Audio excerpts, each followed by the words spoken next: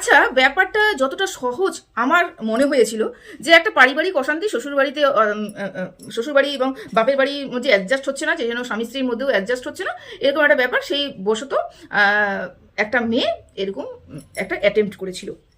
খুব সহজ সরল মনে হয়েছিল প্রথম দিক থেকে, যেখানে প্রথম দিন যেদিনকে খবরটা শুনলাম। তারপর যত দিন যাচ্ছে, যত মানুষের বিহেভিয়ারগুলো দেখছি, অ্যাক্টিভিটিগুলো দেখছি, তখন না ব্যাপারটা না ঠিক অন্যরকম লাগছে। যত দিন যাচ্ছে ততই ব্যাপারগুলো অন্যরকম লাগছে। কি ব্যাপার হলো শোনো। কিছুক্ষণ আগে একটা চ্যানেল, মানে দেবলিনার চ্যানেল থেকে একটা ভিডিও আপলোড হয়েছে। কিছুক্ষণ আগে, জাস্ট আমি যখন দেখলাম 17 মিনিট আগে একটা ভিডিও আপলোড হয়েছে। সেখানে কি আপলোড করা হয়েছে?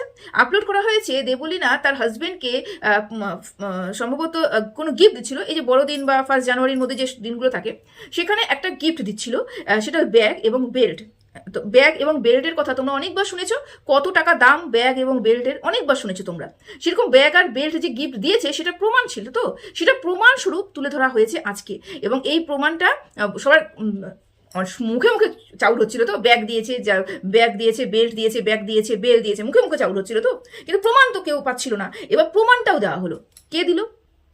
নিচে টাইটেলে লেখা হলো এই যে 1 জানুয়ারির দিনও এরকম করে গিফট দিয়েছে, 1 জানুয়ারির দিনও আমার বোন গিফট দিয়েছে তার হাজবেন্ডকে, বলে টাইটেল দিয়ে ভিডিওটা আপলোড করা হয়েছে। তখনই বুঝলাম ভিডিওটা কিন্তু আপলোড করেছে তার দিদি। ভিডিওটা কি আপলোড করেছে? শর্মিষ্ঠা। বুঝতে পেরেছো? ব্যাপারটা না এটা অন্যরকম লাগছে। কি অন্যরকম লাগছে শোনো ব্যাপারটা কি। প্রথমত কথা, এই পুরো ঘটনাটার মধ্যে কে বেশি লাভবান হচ্ছে এটা দেখতে হবে। পুরো ঘটনাটার মধ্যে কে বেশি লাভবান হচ্ছে এটা দেখতে হবে। একটা ঘটনা তো ঘটেই গেছে, এবং এই ঘটনাটা যে একটা কন্টেন্ট হয়ে দাঁড়িয়েছে এটা তোমরা সবাই মোটামুটি জানো। এই ঘটনাটা এখন আর সিম্পেথি গ্রাউন্ডে খেলছে না, এটা পুরোপুরি একটা কন্টেন্ট হয়ে গেছে, এবং এটাকে নিয়ে প্রত্যেকে কন্টেন্ট করছে। টলিপাড়া থেকে শুরু করে আমাদের ইসের থেকে শুরু করে কন্ট্রোভার্সি জন থেকে শুরু করে ইভেন প্রত্যেকটা মানুষই একবার হলে পরেও এই কন্টেন্ট নিয়ে একবার হলে পরেও আলোচনা করছে।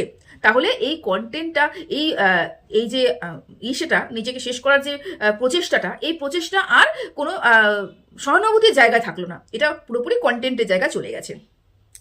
আমাদের দেখতে হবে এই যে ঘটনাটা ঘটেছে, এই ঘটনাটার মধ্যে লাভবান সব থেকে বেশি কে হয়েছে? তোমাদের কি মনে হয় সব থেকে বেশি লাভবান কি হয়েছে? তোমরা বলবে আমি আবার কি বলছি, লাভবানের কথা কেন বলছি। হ্যাঁ দেখো, লাভ তো অবশ্যই রয়েছে। প্রত্যেকটা মানুষ এখানে লাভ করছে, প্রত্যেকটা মানুষ এখানে কন্টেন্ট করছে, প্রত্যেকটা মানুষ এখানে কন্টেন্ট বিক্রি করছে, সেই তার থেকে ইনকাম করছে, তাই তো? ইভেন তার নিজের দিদি পর্যন্ত কন্টেন্ট করছে, এবং কন্টেন্ট করে কোথাও না কোথাও বোনকে বাঁচানোর তাগিদ বা বোনকে সবকিছুর থেকে আড়াল করার তাগিদের উছিলায় আসছে ঠিকই, কিন্তু নিজেকে প্রমোট করছে।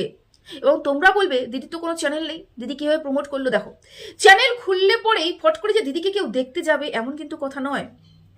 এমন কিন্তু কথা না যে দিদি চ্যানেল খুললো এবং দিদিকে সবাই দেখতে চলে গেল। না, দিদি কোথার থেকে আসলো?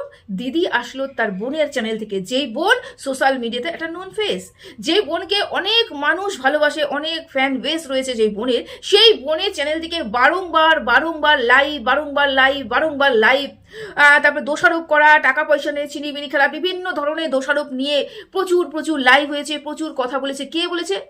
দিদি মাকে বসিয়ে, মা হয়তো 1-2টো কথা বলেছে, কিন্তু অনবরত দিদি কথা বলে চলেছে। তার মানে কি ধরে নেব? তার মানে ধরে নেব যে এই যে শর্মিষ্ঠা বলে যে মেয়েটি, যে তাকে নিজের দিদি বলে দাবি করছে, যেখানে আমাদের মধ্যে সন্দেহ রয়েছে যে নিজের দিদি বলে কেউ ছিল না। হতে পারে সেটা আগের পক্ষেরও হতে পারে, পরের পক্ষেও হতে পারে, আমাদের জানা নেই। তবে কোন নিজের দিদি, মানে এক মায়ের পেটে ভাই বোন, আমার জানা ছিল না। যেখানে তার বোন এরকম কোনো স্বীকৃতি দেয়নি যে আমার একটা দিদি রয়েছে, না 3 ভাই বোন, এরকম কোনোদিনও কোনো কথা বলেনি।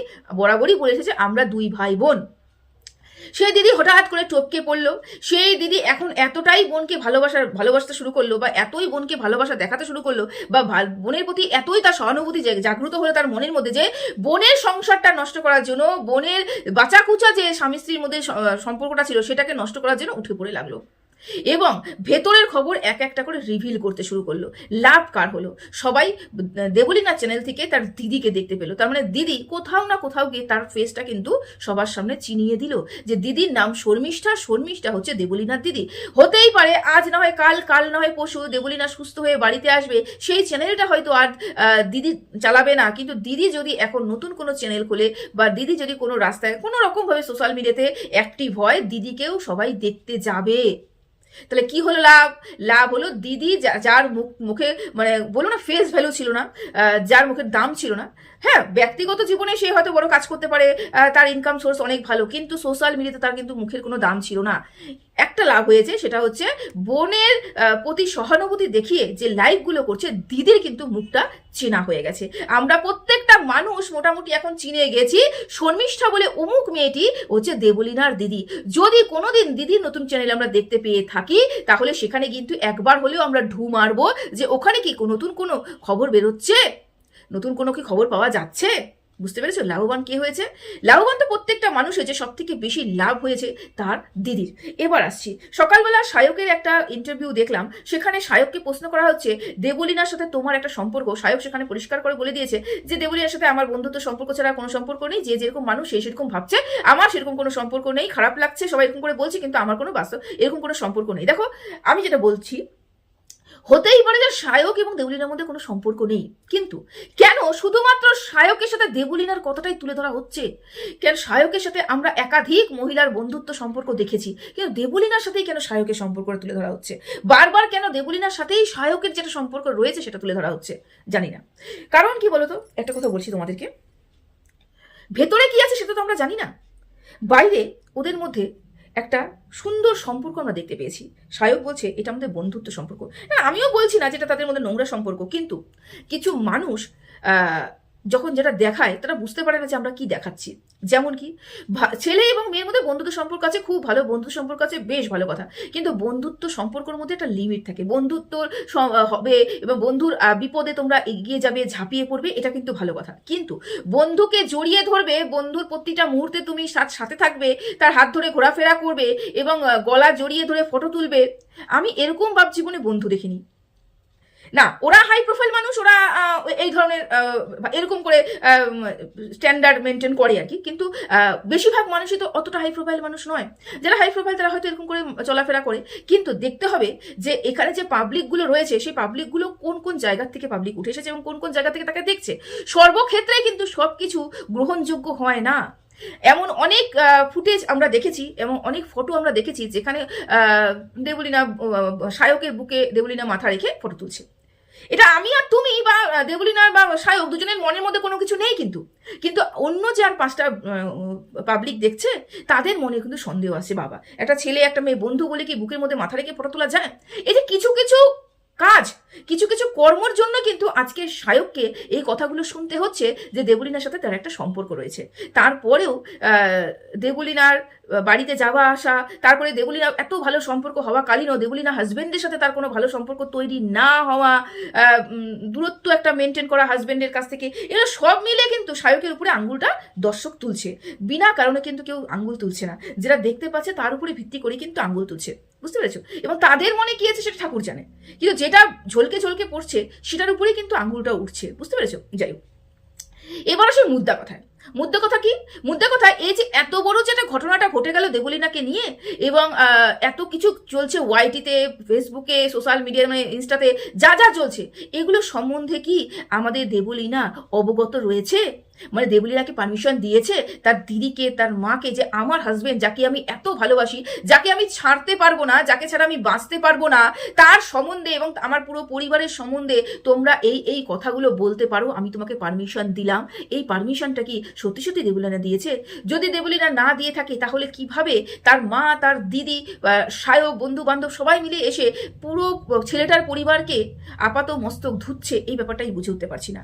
যদি দেবলীনা পারমিশন দিয়ে থাকে তাহলে এই দাবিটা দেবলীনা করতে পারে না যে আজকেই যদি আমার হাজবেন্ড আমাকে ডাকে আমি এক ডাকে ছুটে চলে যাব না। এই ডাক আর ডাক আসবে না, এই ছুটে যাওয়া হবে না। তার কারণ কি? যদি ব্যাপারটা ধামাচাপা দেওয়া হতো, যদি সম্পর্কটাকে বাঁচাতে চাইতো, যদি সম্পর্কটাকে আগলে রাখার চেষ্টা করতো দেবলীনা, তাহলে দেবলীনা যা করেছে ভিতরে ভিতরে থাকতো, ব্যাপারটা বাইরে আসতো না, আসলে পরেও ডিটেলস আমরা জানতাম না, ডিটেলস বলা হতো না।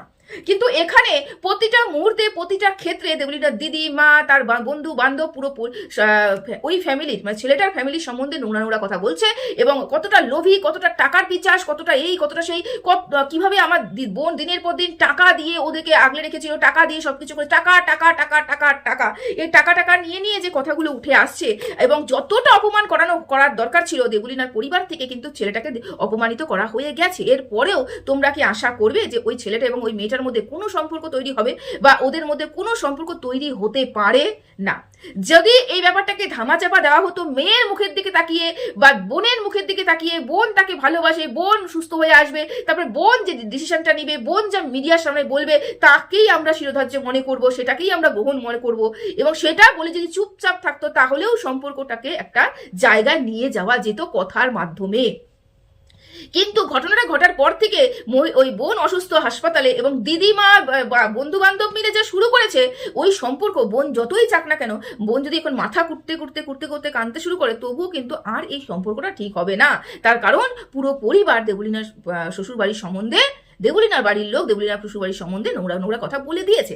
এবং তোমরা বলবে না যে মেয়েটা এত বড় একটা অন্যায়, এত বড় একটা কাজ করে ফেলেছে ওই পরিবারের জন্য এবং তুমি বলছো ওই পরিবারের লোক ভালো। আমি একবারও বলিনি যে ওই ছেলের পরিবার ভালো।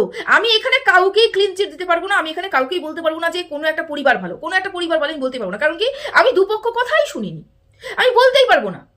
কিন্তু আমি এতটুকু তো বলতে পারি যে মেয়ে ছেলেটার সম্বন্ধে এত কিছু বলার পরেও ছেলেটা কিন্তু কোনো কথা বলছে না। হতে পারে ভয়ের কারণে, হতে পারে তারা গা ঢাকা দিয়েছে, এটা হতে পারে, বা বলতে পারে লজ্জার জন্য, বলতে পারো রাগের জন্য, অভিমানের জন্য, যার জন্য বলতে পারো। কিন্তু ছেলের বাড়ি থেকে কিন্তু কোনো কথা আসেনি। কিন্তু মেয়ের বাড়ি থেকে প্রতিনিয়ত প্রতিটা মুহূর্তে একের পর এক বিস্ফোরক মন্তব্য করছে তারা পরিবারের লোক। তাহলে কি মনে করবে? তাহলে তোমরা কি মনে করবে যদি মেয়েটা সত্যি সত্যি ভালোবেসে এই এত বড় সিদ্ধান্ত নিয়ে থাকে? অবশ্যই বড় একটা সিদ্ধান্ত নিয়েছে। যদি এই সিদ্ধান্তটা শুধুমাত্র ভালোবাসার মানুষকে পাওয়ার জন্য করে থাকে তাহলে পুরো পরিবারের লোক বোনের পাশে দাঁড়ানো উচিত ছিল। তা না করে পুরো পরিবারের লোক বোনের বিরুদ্ধে, মানে বোনের হাজবেন্ডের বিরুদ্ধে কথা বলতে শুরু করলো। কোথাও না কোথাও গিয়ে বোনকে এরা বোনেরই ক্ষতি করছে না তো? বোনেরই ক্ষতি করছে না তো? আচ্ছা, এবার আসে আরো একটা বিষয়, সেটা হচ্ছে টাকা। জানো তো, টাকাই হচ্ছে সব থেকে নষ্টের মূল। আমি যেটা বুঝলাম এখানে হচ্ছে টাকার একটা খেলা চলছে। দিদি যতবারই আসছে ততবারই টাকা টাকা টাকা টাকা বলছে এবং যত গিফট দিচ্ছে সেই টাকাগুলোকে উল্লেখ করে দেওয়া হচ্ছে, অমুক টাকার অত গিফট দিয়েছে, আমার বোন তার থেকে 3 গুণ টাকা বেশি পায়, আমার বোন সংসার চালায়, আমার বোনই সবকিছু করে, পাইলট হয়েও তার ইসে কিছুই নয়, ইনকাম আছে তারপরেও তার তিনি খরচা করেন না, এই না সেটা সব বোনের উপর দিয়ে চলে। এই সব বোনের শাশুড়ি টাকা ধার চায়, বোনের শ্বশুর টাকা ধার চায়, লোন চায়, সব আমার বোনের উপর থেকে চায়। এই যে টাকা টাকা টাকা টাকা ব্যাপারটা আছে না, এটা যে টাকাটাই হচ্ছে নষ্টের মূল হয়ে দাঁড়িয়েছে। কার জন্য বলতো? ওই মেয়েটার জন্য। যে মেয়েটা ছোট থেকে বহু স্ট্রাগল করে বড় হয়েছে এবং একটু সুখের মুখ দেখেছে, সেই সময় টাকাটাই হয়ে গেছে তার জীবনে কাল। টাকার জন্যই শ্বশুর বাড়ির লোক চাচ্ছে মেয়েটার কাছ থেকে তার মাকে আলাদা করতে, যাতে মেয়েটার কাছ থেকে মা টাকা পয়সা ছিনিয়ে নিতে না পারে। এবং সবাই জানতো যে দেবলীনা অনেক অনেক অনেক খরচা করতো তার বাপের বাড়ির জন্য এবং বাপের বাড়ির সমস্ত দায় দায়িত্ব দেবলীনা বেশিরভাগ পালন করতো, সেটা অনেক মানুষই জানে। তো এই কারণেই যাতে ওখানে দেবলীনার টাকা শুধুমাত্র পরিবারের লোক, ছেলের পরিবারের লোকই আত্মসাৎ করতে পারে, তার জন্য দেবলীনার মাকে দেবলীনার কাছ থেকে আলাদা করা হচ্ছিল। এদিক থেকে দেবলীনার দিদি, দেবলীনার মা, তাদের মুখ থেকে যতটুকু শুনলাম, তাদের এটা খুব বেশি আপত্তিজনক এটা মনে হয়েছে যে তোর টাকা দিয়ে কেন সংসার চলবে, তোর টাকা তুই কেন খরচ করবি। মানে তাদের মধ্যে একটা রয়েছে যে আমার বোন, আমার মেয়ে এত কষ্ট করে ইনকাম করছে, কেন সে সম্পূর্ণ টাকাটা খরচ করবে, কেন প্রতিটা মুহূর্তে আমার বোনেরই টাকা খরচ হবে, আমার বোন কেন টাকা পয়সা নয় ছয় করবে, শ্বশুর বাড়ি থেকে কেন করবে, আমার বোন তো আমার বোন, আমার মেয়ে তো আমার মেয়ে। ব্যাপারটা হয়েছে কি, দুজনই দেবলীনার টাকাগুলোকে রাখতে চেয়েছিল। এবার ব্যাপারটা হয়ে গেছে মাঝখানে মেয়েটা ছেলেটাকে ভালোবেসে ফেলেছে, মেয়েটা পড়ে গেছে পুরোপুরি জাতা কলে, এও টানছে ও টানছে, শখের করাত হয়েছে মেয়েটা। টাকা পয়সাই হচ্ছে তার একমাত্র, আমার আপাতত দৃষ্টিতে যেটা দেখে মনে হচ্ছে যে প্রচুর পরিমাণে কারণ, ওর জীবনের অশান্তির মূল কারণ হচ্ছে ওর এই টাকা। বাকি যে আনুষঙ্গিক যে ঘটনাগুলো উঠে আসছে, দেরি করে ঘরে ঢুকতো, দেরি করে আসতো, শো করতো, এটা আমার মনে হয় না কোনো বড় কোনো ইস্যু, আমার মনে হয় না। তার কারণ কি বলতো, এগুলো বলা কারণ হচ্ছে এগুলো বলে মেয়েটাকে ডিপ্রেসড করা, এটা বলে মেয়েটাকে দুটো কথা শোনানো, কারণ মেয়েটা যাতে মেয়েটাকে আমরা যেরকমভাবে আমাদের ছাঁচে ঢালতে চাই, সেটা মেয়েটা যেন আমার ছাঁচে ঢেলে যায়, এরকম একটা ব্যাপার শ্বশুরবাড়ির তরফ থেকে হয়ে আছে। আমি সম্পূর্ণ কিন্তু সোশ্যাল মিডিয়াতে যে কথাগুলো উঠে আসছে তার ভিত্তিতেই বলছি, ঠিক আছে? এখানে টাকাটাই হয়ে গেছে মেন কারণ, পুরোপুরি আসল আমার মনে হচ্ছে কারণটা হয়ে গেছে টাকা। আর দিদিরা আর মারা চায় না দেবলীনা তার শ্বশুরবাড়িতে ফিরুক, দেবলীনা তার হাজবেন্ডের কাছে ফিরুক, চায় না। দেবলীনা এখনো চায় তার হাজবেন্ড তার কাছে ফিরে আসুক। দেখা যাক কি হয়। যাই হোক, এতটুকুই বলার ছিল। ঠিক আছে, টাটা।